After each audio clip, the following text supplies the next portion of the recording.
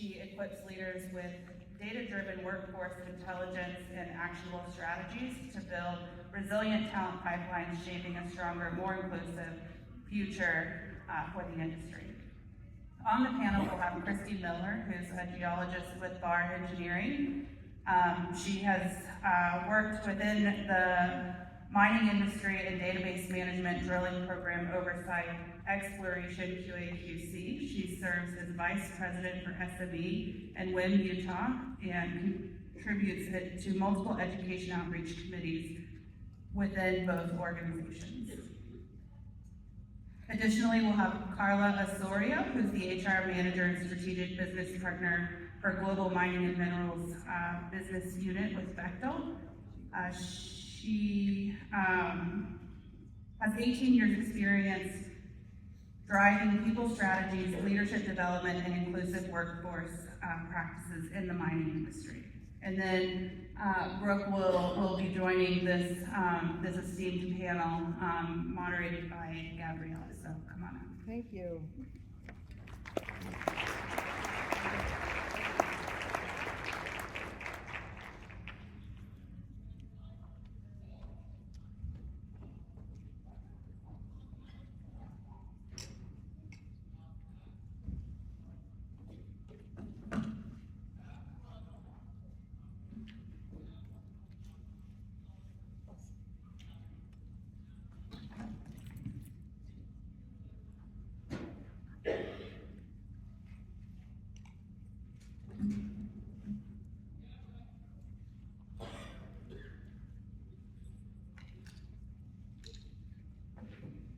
Good morning, everyone. Good morning. Thank you for being here. I'm so happy that the room is full, so you are interested in the mining workforce. That's what we see. It's a challenge, we all know. Good morning, everyone. It is truly a pleasure to be here with all of you today. I would like to begin thanking Women in Mining USA for bringing together such an inspiring and purpose-driven community and for creating a space where conversations like this one can happen. Conversations that are not only important for our industry, but essential for its future. I also want to thank Scully and Steph, our track chair, for her leadership in making the conference a success and this conversation possible. My name is Gabriela Castro-Smith, a local and cross-border workforce strategy advisor with Trade in Motion. As you see, we have an outstanding panel. We have already, Skyly has already mentioned all of them, and I want to thank each one of you, Christy, Miller, Carla Osorio, and Brooke Hamlet for participating.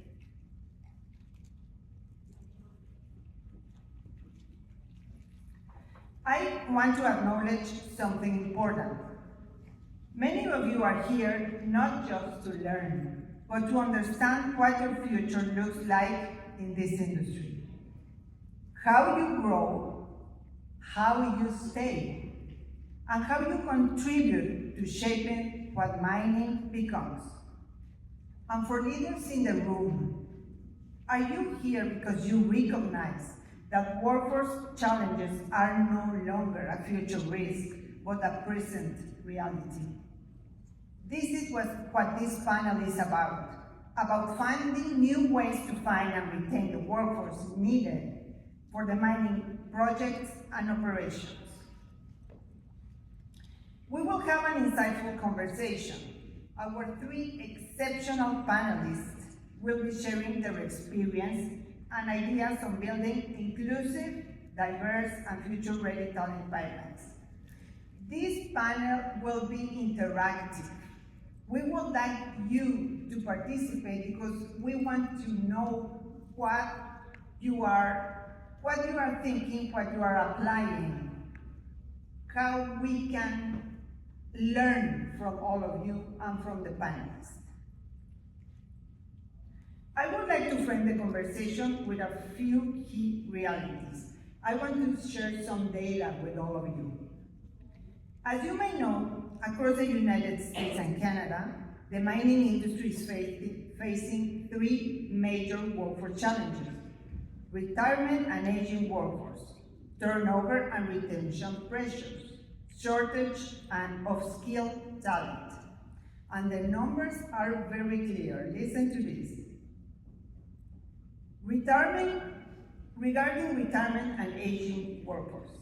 In the United States, more than 50% of the mining workforce will need to be replaced by 2029, representing approximately 221,000 workers. At the same time, according to the SME, the industry will need to add between 11,000 to 13,000 new jobs per year over the next 20 years. The universities in the US graduate only 200 mining engineers per year, while the demand is between 500 and 1,000 annually. And this is the reality. Regarding turnover and retention, millennials represent approximately 36% of the US workforce, making them the largest segment. And the #1 driver of employment for millennials is learning and career growth. This is critical because if we want to attract and retain talent, including women, we must rethink career pathways, work environments, leadership, culture. Give me a second.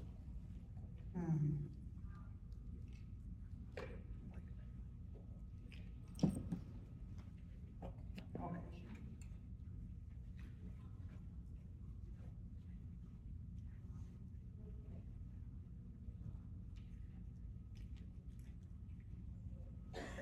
We are there. Thank you. I'm sorry. This is critical because we want to attract and retain talent, including women, of course. So we must rethink career pathways, work environments, and leadership culture.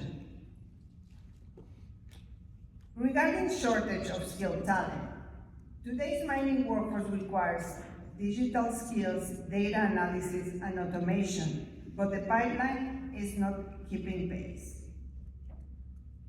My question for the audience: what surprises you about this data and what doesn't? Where do you see this playing out in your organization today? Who wants to share?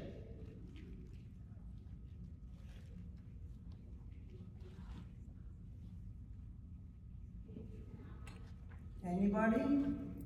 We want to listen to your experience. What are you experiencing? Did you know about this data? Did you know about these numbers and the future of the mining industry? As a student, I feel like we're kind of on the other side of this because a lot of that data is the individuals that are in the industry looking for us. But what we see more than anything, and I've noticed this over the last 2 to 3 years since I've been at Montana Tech, is that people keep coming to school or coming to our career fairs and saying, we need you guys, stay in school, keep recruiting, all of this stuff. But then when we're looking on LinkedIn or we're going to career fairs, a lot of the time people are telling us, oh, we're actually looking for people that have 3 to 5 years of experience, or they've only been in management, or all of these other things. And then when we do finally find that position that is looking for one of our students as a new graduate, they're putting us through a 2 to 3 year process program where we have to drive truck for multiple months, and we have to be with the operators for multiple more months. And then when we finish that cycle, it doesn't seem like we have a great opportunity to move into the engineering side of the spectrum until they have an opening and a want for us. So we just have to continue that training cycle until they want us. And that makes it a little bit more discouraging for students to want to enter this side of the industry, because we have great data to represent that we are here and that we are wanted, but then we're not seeing that reflection upon the graduation time. Okay, thank you for letting us know. Anyone participating? Okay. Yeah.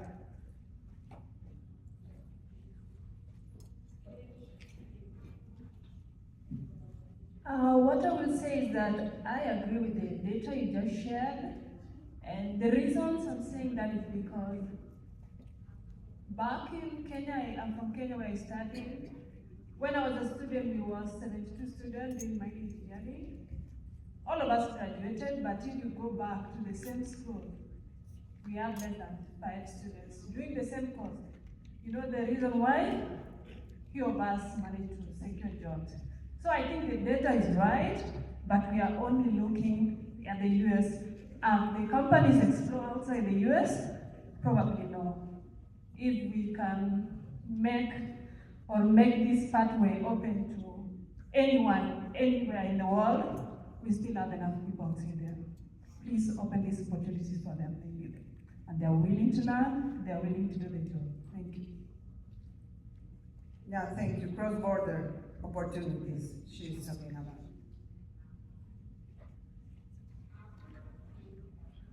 My name is Mike Shaw. I'm a non-traditional student at Montana Tech. I had no idea that mining was even had an engineering program when I came there 3 years ago. What surprises me is that the leadership, the CEOs are not actively recruiting young people in schools to go into mining. And the diversity that I see within mining of jobs, I was well aware of the data. I've been aware of that data for some time. And I guess the question would be is, how can those in industry push the information up to the directors and boards to say, hey, we need to reach out because critical elements are needed and workforce is needed. Thank you. Sure. So, we offer an internship program at Capstone, and I have seen personally lots of people employed engineers from that internship program. So I think if you're not offering something like that in the mining area that you are working in, that you really should tap into it, because they come for the summer, they do their internship program, they go back, and it's been really successful. We have quite a few, I operate even in my area, and we've had quite a few engineers accept positions from that internship program. Thank you. Thank you. Let's continue. Oh, okay. One more question, one more answer, sorry. Yeah. This is really for Christy, just because this is kind of your wheelhouse. Prepare yourself. One of the things I hear is about, we need so many people right now. It's kind of like wine. We are trying to call upon an investment that we didn't make necessarily 10 years ago, that we're trying to cash out now. How do we shift the value addition pipeline for student recruitment and young person recruitment to building kind of the romance of the mining industry, the romance of geology, the fun? How do we instill that in students so that when they grow up, they want to go to geology school, they want to go to mining school? If you give me like 10 minutes, I'm going to address Yeah, that. yeah, I'll go to you. Thank you, Christy. Thank you, Christy. I want to show some, let me see, some statistics. Because I was surprised about this. Reasons women join the mining industry, let's take the first two. Type of variety of work and work growth opportunity. And why women are leaving mining? The work is not interesting.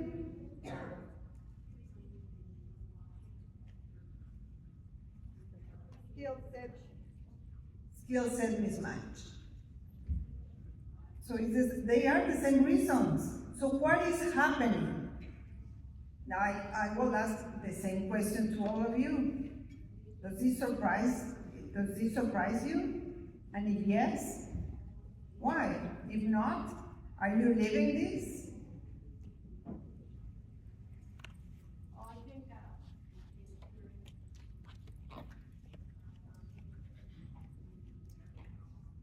Thank you for your knowledge. And I think the mismatch is because I will share with you I'm applying for jobs and the set of skills are changing. Like now it's more data driven. We need to know like programming languages, and we need to know new skills that in our programs in the universities we don't have. As mining engineers, as mechanical engineers, we don't have these programs. So I think the industry must work with the universities and then kind of bring those skills and put into the table and put that in the classroom. Thank you. Thank you.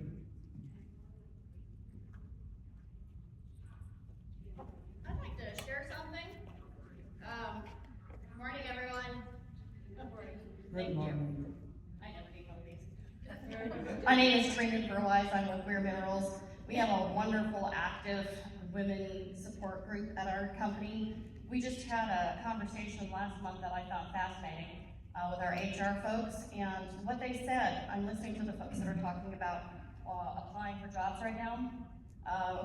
Men tend to apply for a job that they have maybe 40 to 60% of the requirements, but women apply only to things they think they need, 85 to 100. So my first piece of advice to everyone that's looking for a job is apply to everything. Then the next piece of advice would be for you folks is the look at everyone.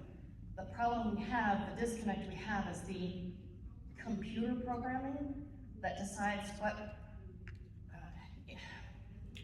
person, what resume, what interest, what education gets to go forward to a human being to look at it. Thank you. Correct. Thank you.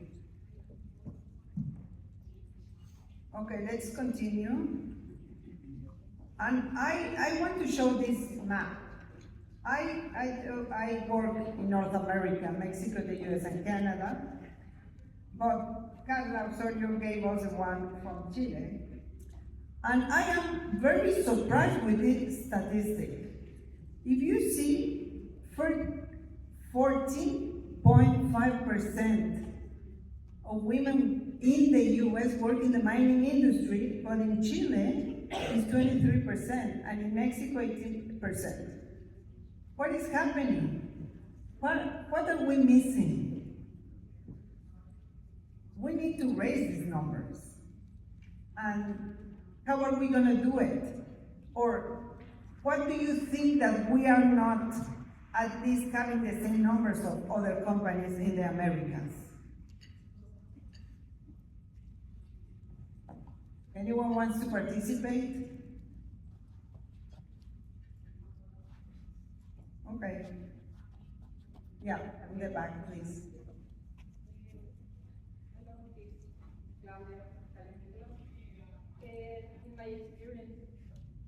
In my experience, I used to work for 7 years almost in Mexico. And I know that these numbers maybe look good, at least a little bit higher than in the United States. But it doesn't represent how many people, how many women are leaving jobs in Mexico for different reasons. I tried to participate this year with one conference, but I know that there's a lot of good subjects.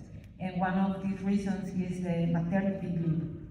In my group of women that we used to work in a huge mine in Mexico, we were, for example, 10 people, 10 women working in a team.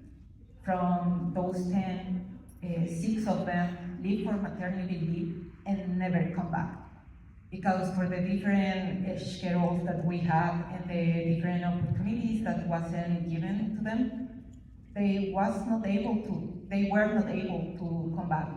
And I think these numbers need to be reflected also with how many of these 80% or these 40% are keeping the jobs, are keeping remaining in the rest of the years in the mining industry. Because it is important to know how much we are right now and how many we are hiring, but it is also important what we are doing to maintain this amount of people, amount of women working with the opportunities that we give to them. Yeah, thank you. How we retain our talent? Hi everyone, I'm Carla. As Gabriela said, I'm coming from Chile, from Santiago. So right now we are almost in the 24%, so I am very proud of that percentage. I can say that in Chile 10 years ago the percentage was 8%. So what we have been doing in Chile is that 10 years ago the government put all the mining companies and the suppliers and the vendors and everyone to work together. So we signed a commitment and we agreed that we will be together to increase the numbers of females in the industry. And we have been working on that. In Chile as well exists a gender system that is the Norma 5262. I don't know if you have been hearing about it, but it's a type of an ISO norm. So that helps us to review our HR processes and find where we are failing in recruitment, in development and management. So we have been working to find that opportunities and also to measure the results. So the majority of these mining companies has been applying this, and also the government created a roundtable with all of these companies that we met every month.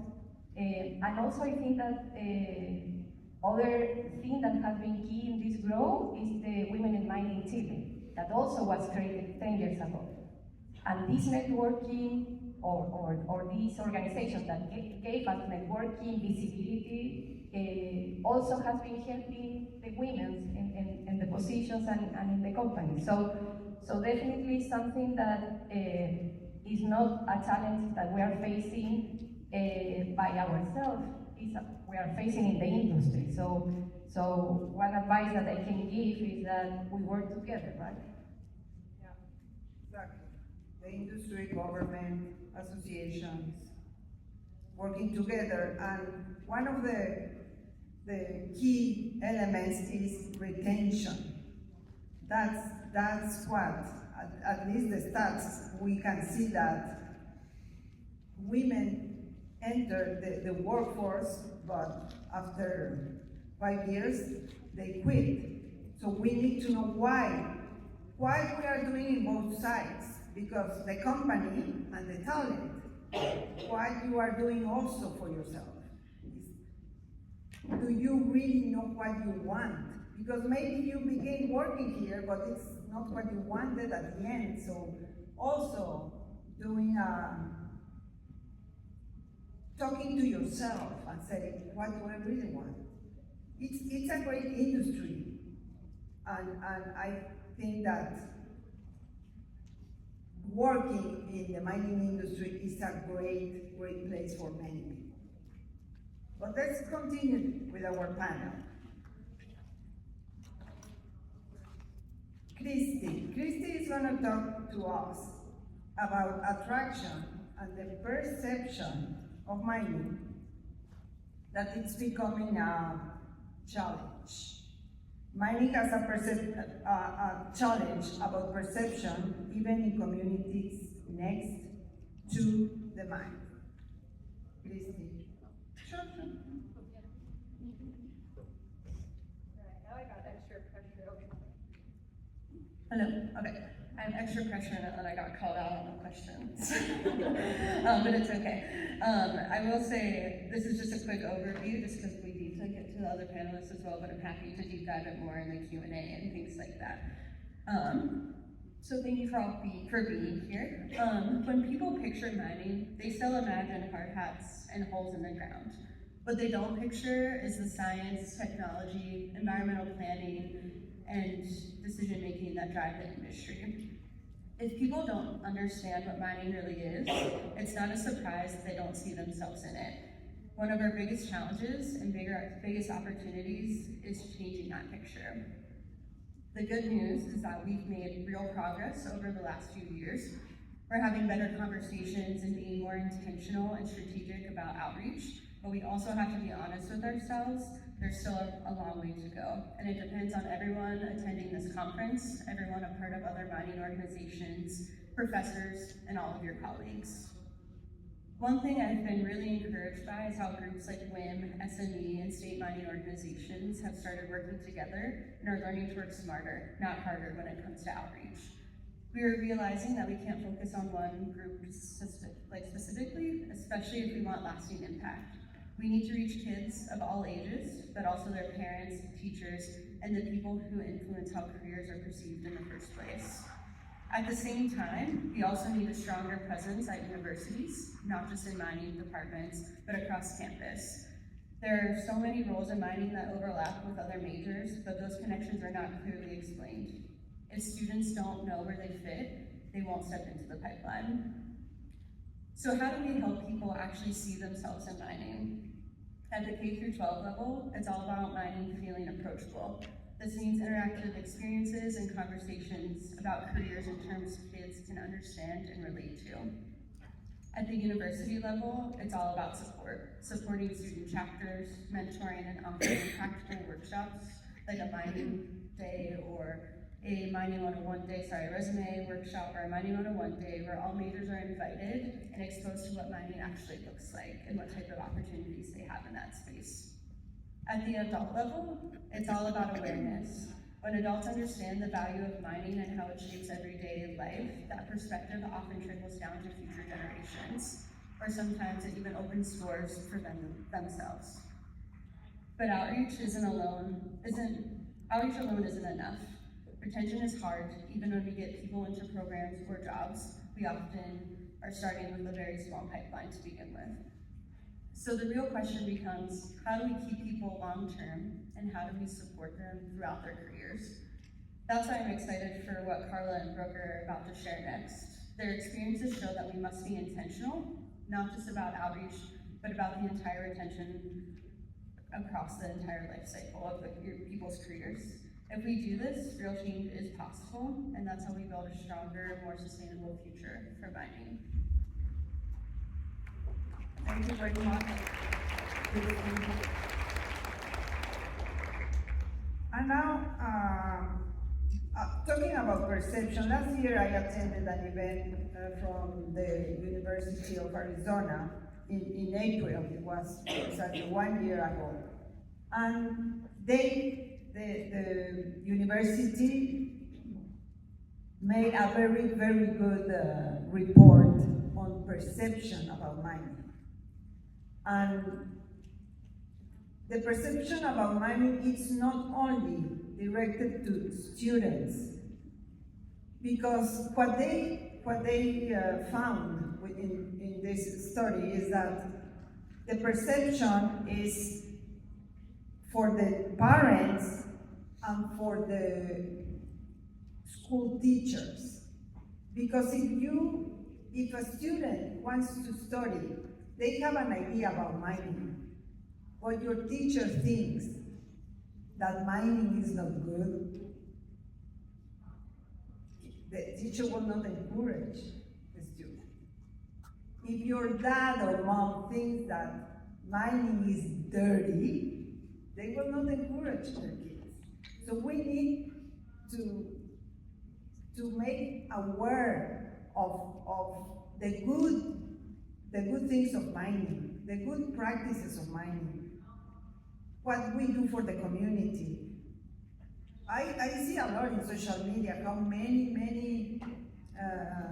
people in the mining industry, how they do so much for the communities, but we have to open all those messages outside the mining community, because we see all this incredible work of people in mining, but it stays in the mining industry. We need to expand all this good message.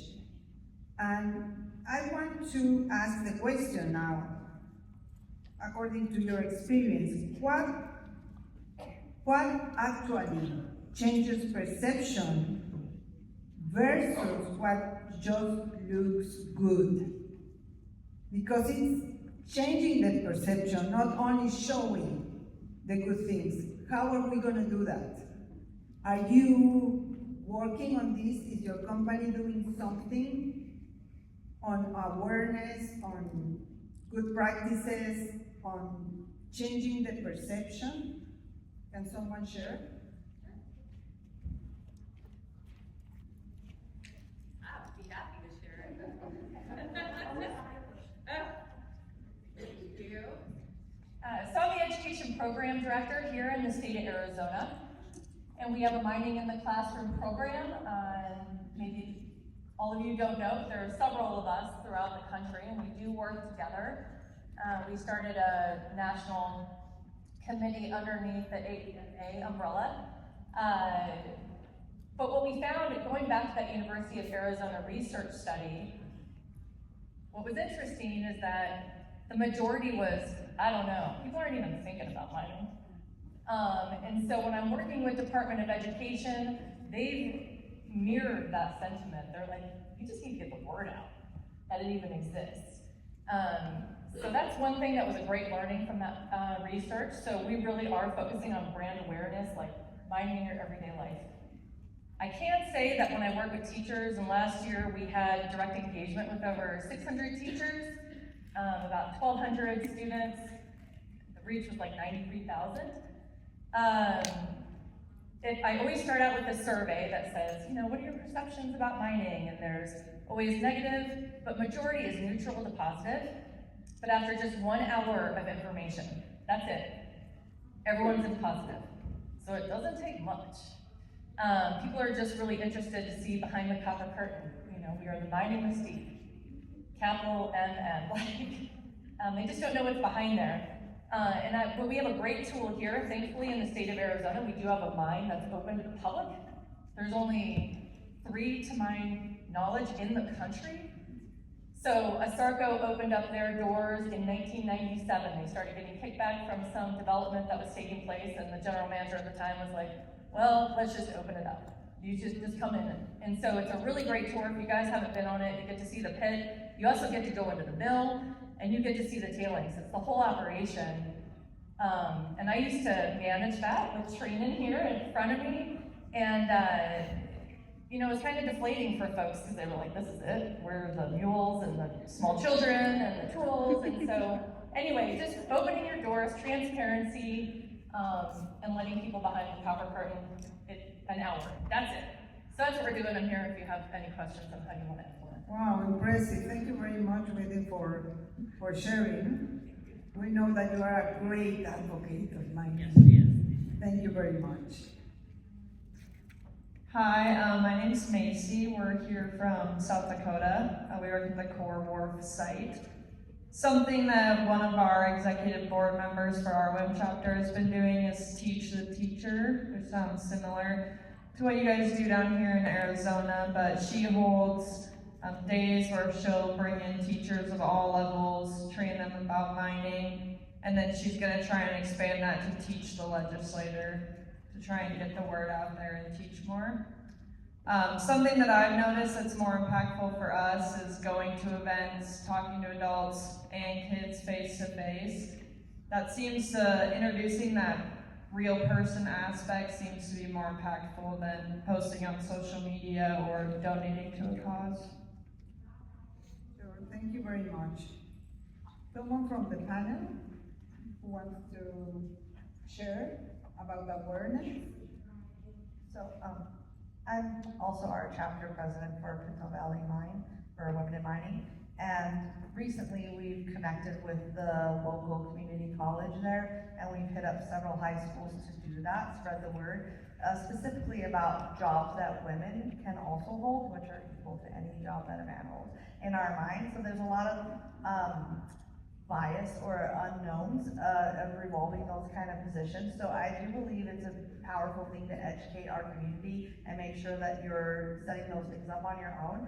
And I just reached out and started attending their career fairs. And And I've actually attended some of their classroom leadership sessions and discussed different positions that we hold. We have a summer worker program at our site also that offers high school graduates summer. It's not really an intern, it's more of a worker program to get exposure to mining, and that's something really great so that they can kind of seek out different careers that we have more than just construction. There's so many avenues of careers that they can get through mining.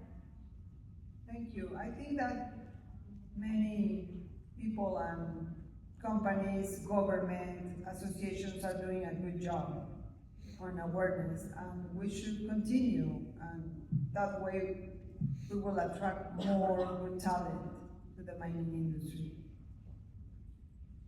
Let's continue with our next panelist, Carla Osorio. She is going to talk to us about losing mid-career women, about the future leaders, succession pipeline, and institutional knowledge. Please, Carla, thank you. So when we talk about the women that are living at the mid-careers, we often frame it as a diversity issue, but today I want to frame it as a leadership and business risk. So as Gabriela was showing us, in the US, the women represent around the 14% of the female representation in the mining industry. But when we start seeing the leadership positions and the mid-career levels, we see that levels go down. And it's not only here in the US, I can share that in South America is the same. In my company as well, we have been working. We started with 6% and now we are 17% in the leadership position. So we have been doing some things to change it. And also I can say that there is not a pipeline in the entry level. So we are hiring in the majority of the companies at the same rates. So we are hiring the same numbers of women and men. So we don't have the issue in the entry level. So the mid-career professionals typically have between 10 and 20 years of experience, and are people that currently translate the strategy into the executions, are mentors, are leaders, supervisors, and probably these people are the successors of the critical positions in the future. So when women leave at this stage, the companies are not losing only representation, they are losing the future leaders that who already are proven the complexity, right? So we are losing the knowledge of the company, the technical knowledge, and replacing that knowledge can take years, not only months. So this impacts the performance of the teams, and of course that impact the business. So we have been discussing during these days, and also Gabriela showed us what are the main reasons to leave the industry. And we saw that our growth opportunities, the lack of support of the companies, the work balance, the flexibility, the non-inclusive workspace, and the culture. So I want to share a real story. Loreto, that is here with me, so hi Loreto. So she's a better colleague. So she was working in the job site in 2015 in the north of Chile with hard conditions in the high altitude 3,000 meters in OGP1 project. She at that time has 10 years of experience and she was looking to have a baby. And she didn't see the support of our company to request it. So she decided to resign. She has the baby, and she put her own business, and she was working very happy, and we called her. And we did the offer. And she said, no, I am not ready yet. So we come back, and we said, okay, Loreto, what do you need to come back? And she said, at that time, I need flexibility to work less hours because I have a little baby. So at that time, before pandemic, we said, okay, we need to request authorization to the manager, so we agreed and we said yes.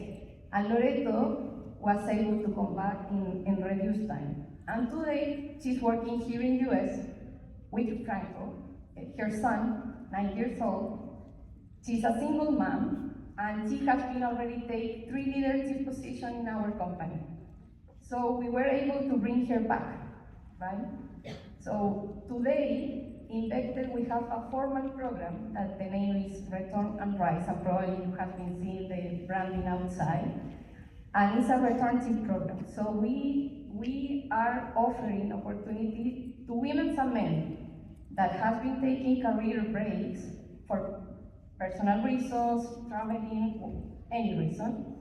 And we are giving this opportunity with support, because of course that we need support as well, coaching and training programs. So if you want to know more about this program, I invite you, all of you, to visit the booth in the number 5, and you can see more about this and the companies that are here. Take a look, because it's a way that we can bring back these women or men that have been out of the industry, and at some point they want to come back.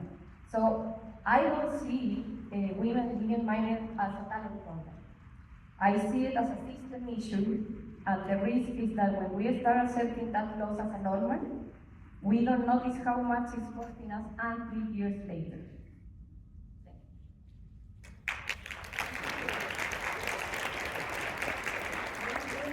Thank you, Carla. And now this is a question for the audience and for the panelists too. Why do companies accept this loss as normal? It's a very good story that Carla just mentioned. So why do we accept this as normal? I don't know if I'm supposed to participate in my own session. I'm going to. I think that we accept it as normal because it's the way it's always been. It's much easier to just accept what it's always been. I have conversations often with leaders in our organization as we're building a new mine to think about how we might do things a little bit differently. And some of those conversations can be challenging because it's really hard to shift someone's mindset from what's comfortable, what's always been, what we know works.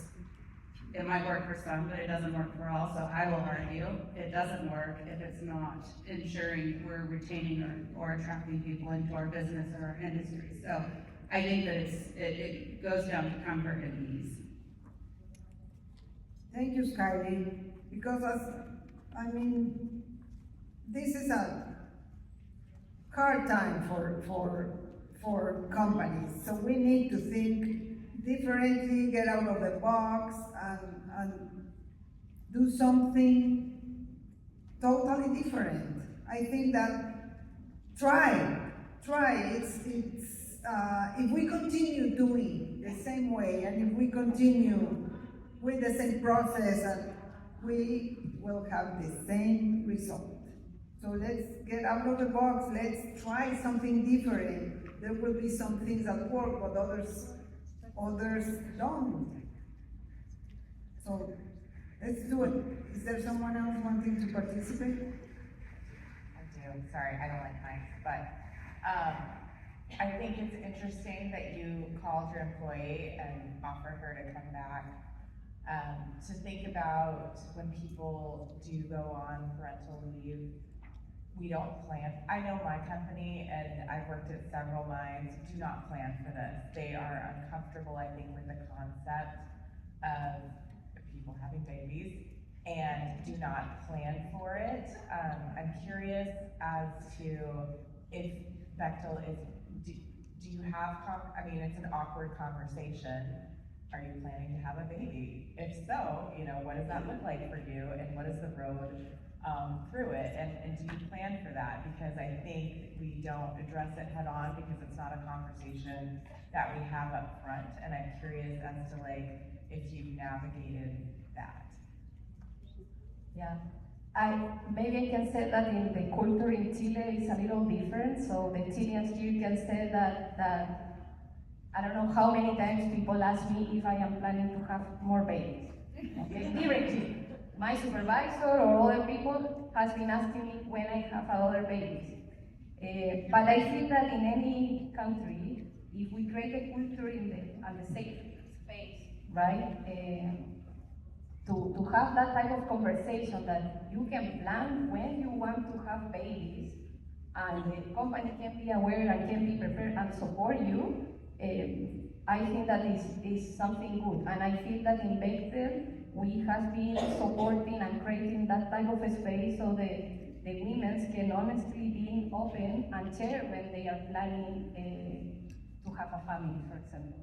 In this case that I shared with you about Loreto, probably at that time we were, and probably the supervisors were not ready with them.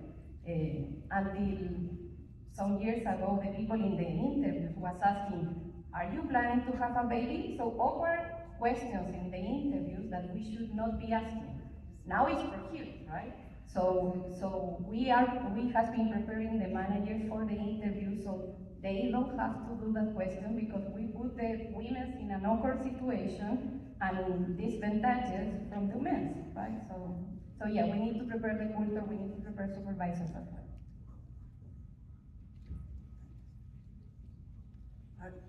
Please, yes.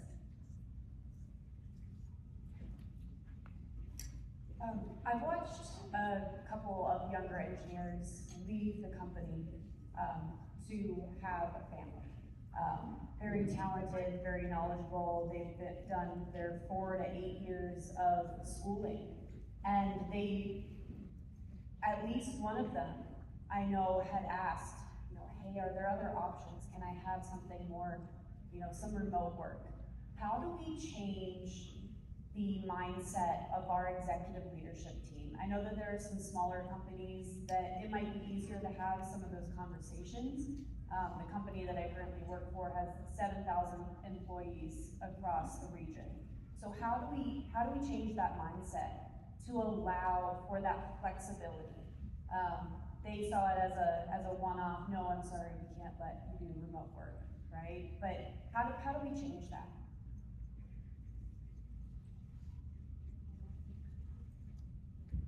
I think educating leaders is a tricky subject, but I think that they need to understand the value and also hear out the reward for it, right? So a diverse workforce has been proven to bring more value into communities, into working environments. So I think that it just needs to be approached. You're going to have those hard, critical, crucial conversations with leadership to explain why these things need to be in place. And also to complement that, I think that as a companies, we need to be realistic and offer the opportunities to the people. So the remote locations or the hard conditions will continue existing, right? So we need the workforce over there. But if we want to bring women to the workforce, we need to adjust the system. So looking options. So okay, maybe the women cannot go in these long rotations, right? But maybe they can go in business.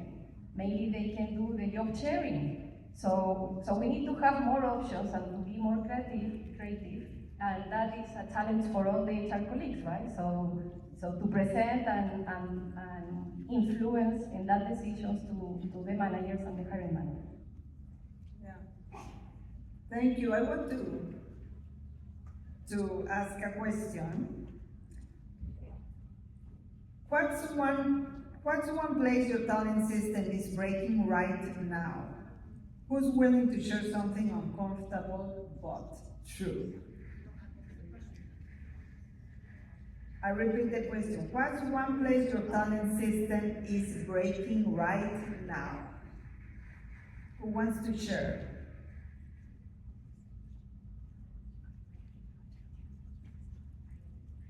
Hi, Megan again. I would say, so I came from the defense industry actually. So I did a big career move and jumped into mining, knew nothing about it, but I just knew and I wanted to move to Tucson. So I had a really hard time getting my foot in the door because there were so many, I want to say like resume leaders, like computer like what is it, like AI or whatever, that like goes through your resume and filters out people that don't have mining experience, prior experience, whatever, doesn't have the buzzwords and stuff. So I would say from my experience trying to pop into this industry, it was really hard getting my foot in the door when I had no prior experience, even though I had skills that were marketable. So I had to really get creative. And some people don't have the persistence that I did, and sometimes they'll get rejected once or twice and then just give up.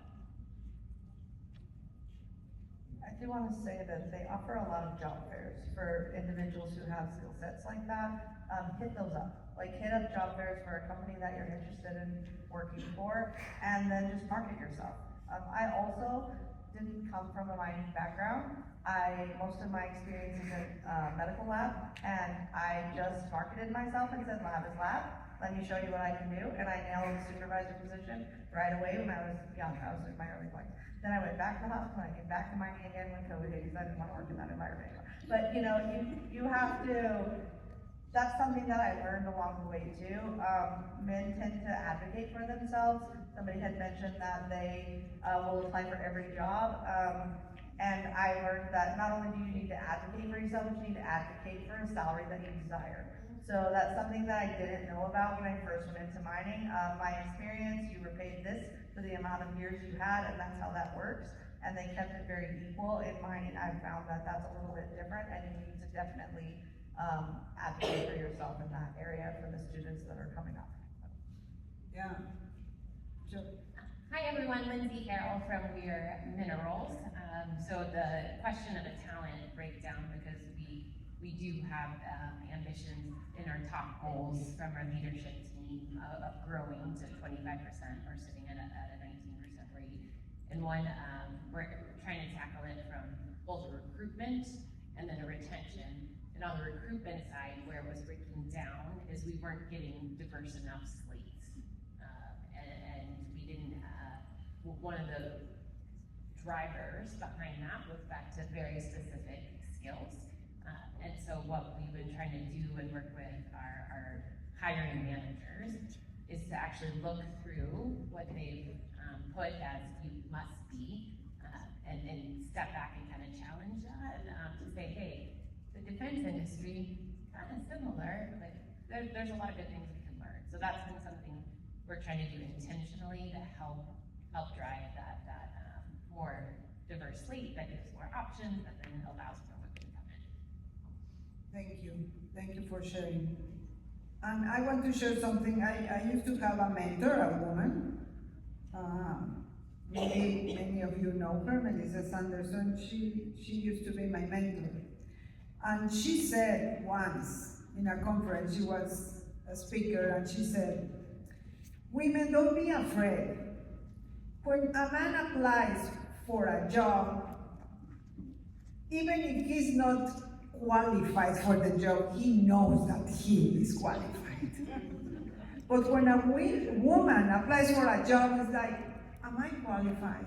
Am I getting the job? I don't know what. And that's a big difference. So apply and say, this is my job.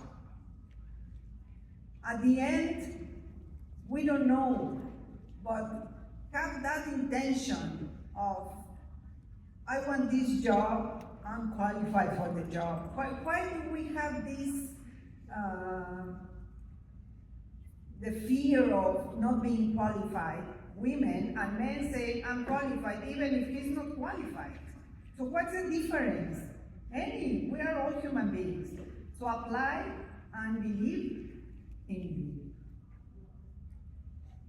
Let's move to our next panelist. Brooke Hamlet. Brooke is gonna talk to us about where strategy breaks in real life.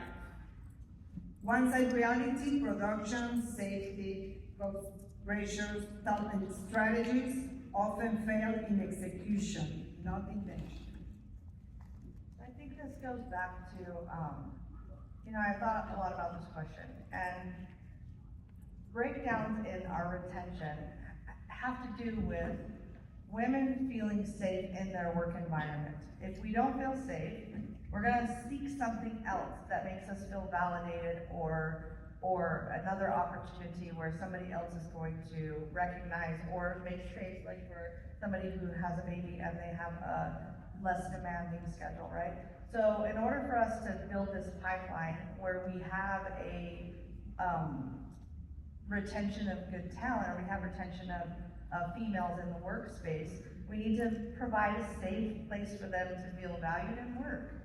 And it's just like with anything. When we have new technology or new corporate management or any of those things that come in, it's very similar to getting like a new vehicle. There are some features that are great that we're going to enjoy. And then there's other features that we kind of missed from before, but we have to learn how to ride that out, and we need management to understand that there's value in keeping our workforce and value in providing a safe space for us to feel that we can grow and learn our confidence. Like we're saying, where people feel like a man goes in and says, this job is mine, and women somewhat feel like they don't have that capability. We need to build that confidence up. And a lot of that is our own actions and also the actions of our leadership, right? So if we have a space where we feel safe to be ourselves and safe to stretch out and learn some things, we're gonna improve the pipeline and retain employees. Thank you, Brooke. The question, why women don't feel safe on site? Who wants to respond? Brooke? Well, I think some of it is psychological safety, right? And then of course there's also physical safety. But a lot of times we second guess ourselves because we are suppressed. And the two differences between the industry is astonishing to me. Like I said, I worked in healthcare where the women are the primary employees that work in that environment, right?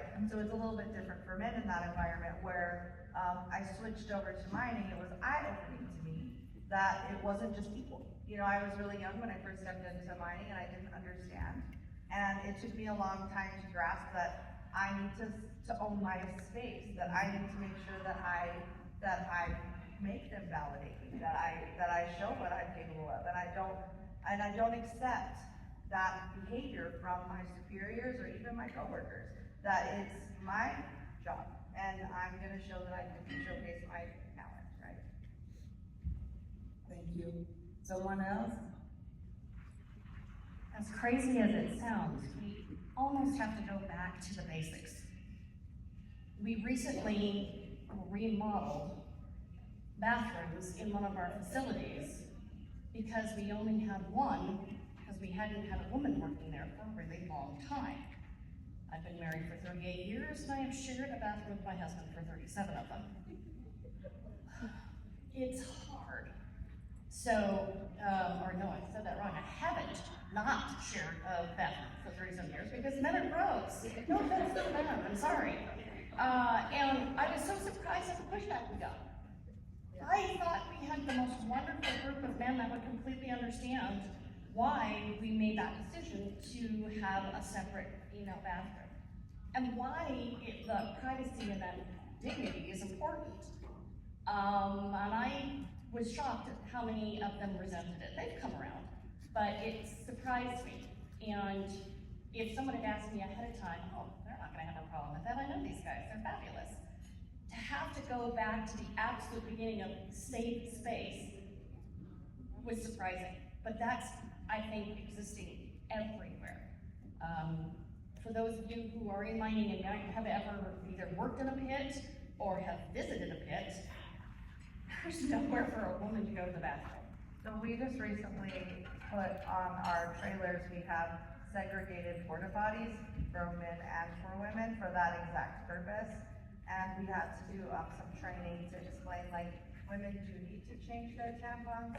They do need time off the truck to be able to utilize this time. So, and they can't go all the way back to the powder room to change out, or the change room. So, you know, it does take those hard conversations. And it's site-wide now, we're working on making sure that we have segregated porta potties all over, because they are needed. Only to add that in addition to that type of things, the basic that we need in the job sites for women. I feel that also we need to set up expectations about the behaviors that we are allowing in the company, right? So what is tolerated and what not, and the consequence. So we cannot have men having some harassment to our women, right? So we need to have expectations very clear, the behaviors that we want in the company, and what are the consequences. So the women can feel protected and can speak up if they are feeling some of these things. And when we have that, not tolerance, not tolerance. How many of us have Do you mind if I add one more thing? Sure. I think we need to extend that to women too. Yes. My experience has been women aggression. And that took me by surprise. It's cultural when you work for multinational corporations, it can take place. I don't know how you get around that. Zero tolerance. It extends to all of us. You gotta be nice people. And I've experienced that as well, like the one-sided argument that you weren't prepared for. And I think zero tolerance should be zero tolerance, regardless of gender. And that's the expectation, right? So you're expected to be able to work in a safe environment, regardless. How many of us have actually attended our company's harassment training? And how many of those harassment trainings included things like women need to have their own bathroom space and you shouldn't be arguing with them? We don't even address it in our policies. We do not. You need to have those hard conversations. I welcome you to have the deep dive. And in that, we did discover there were several things. We had no nursing pods. What are they supposed to do? Where are they supposed to store their milk? You know, I had an employee who was leaving it on the counter in the lunchroom. So I was like, we need to deal with this. So those kind of conversations need to come up and they need to be addressed so that people feel safe and they have their own segregated areas to use. And then they need to be enforced. There's the other problem, right? Sometimes people ignore it, or they're gonna say, I identify as a woman today and I wanna use this bathroom. You know, so you have to enforce the space. Yeah, zero tolerance for anybody. Last one, and we wrap up. We are right to the hour. I will try to make it short. First off, thank you for the panelists and our moderator as well. You guys are amazing again for standing up for women across your sites, so thank you for that. And I feel like today we've acknowledged a lot of women who kind of disregarded or seen as lesser than on sites, but something that we really haven't touched on is being completely ignored. And I feel like I'm probably not the only one here after personal experience. As a consultant, I go to various sites, and I'm very lucky to have a team that sits up for me in my company, but they're not always around. So one time I went to a mine site, I'll stand up, not that tall, okay? We'll start there. So I had my team members with me. I have guy this tall, guy this tall, guy this tall. General contractor comes up to speak to us, shakes everyone in the circle's hand but mine. Completely skips over it. My supervisor was like, this is Blanca, our structural engineer. And the guy's like, oh, okay, let me shake your hand. I've had that on more than one occasion where you're not even acknowledged. So you can't really feel safe and you don't really feel like a person. I've also had different experiences where maybe some of the men give a little too much attention and not in a professional way. So that can also be very disheartening, especially from a consultant when it's a client. So you don't really know how to navigate that. And you don't feel comfortable to go to your male supervisor who has a male supervisor about like, what do I do when this client keeps hitting on me and I don't want to be rude, I don't want to be standoffish, but it makes me uncomfortable. And I feel like these are the conversations that are very difficult to have when you're not being necessarily undermined, you're either being completely ignored or seen out for the inappropriate reasons. Thank you. Thank you, everyone. We are wrapping up. Can I answer her question real quick? So I feel that direct conversations are the most appropriate in that manner, right? So to take your space back, I've seen this happen all across the board, where I've seen either somebody who's coddling someone because they feel like they need to take care of them and don't allow them to do their job, or I've seen it the other way. I think that you just have to be really direct. And even if that means you pull that person off to the side and say, you know, I appreciate your help, but I definitely have this under control. Or in some situations, you're gonna need to get your supervisor's help in that, because especially if it's somebody you're directly working with, and they're not gonna take it, you know, well. So I think that approaching it directly, though, is the best way in those situations.